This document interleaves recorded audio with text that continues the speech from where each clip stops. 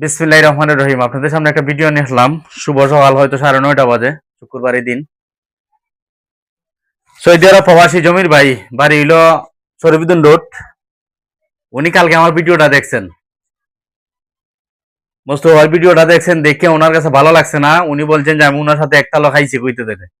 আমার পক্ষ থেকে জিতু ভাই ওনাকে 1000 টাকা দিও, আর ওনার তো নাম্বার, মানে তোমার নাম্বারে ভিডিও গুলো মারতে পারছে না। পরে দেখো যে ফোনে একটু মাথাইতাম নাও, টাকাটা রাখো। তুমি কেমন খুশি হইলে একটু বলো। আমি ইনশাল্লাহ তো অনেক খুশি। জহিন ভাই যে আমার 1000 টাকা দিছে, 1,00,000 টাকার সমান আমি বিপদের সময় পাইছি। এলে অনেক অনেক ধন্যবাদ জহিন ভাই। ওনার সপরিবার লাই দোয়া করবা নাকি? সফর বলে দোয়া করবো, আল্লাহ যদি দোয়া করে।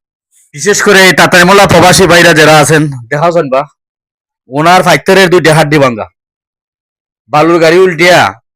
উনি কাঁচামালের ব্যবসা করতেন ভ্যান গাড়ি দিয়া, ভ্যান গাড়ি বালু গাড়ি উল্টিয়া ওনার উপরে পড়ছে। ওনার আজকে ব্যবসা বাণিজ্য সবকিছু বন্ধ। ডাক্তার বলছেন নিম্নে 8 মাস কোনো ধরনের কর্ম করা সম্ভবই না।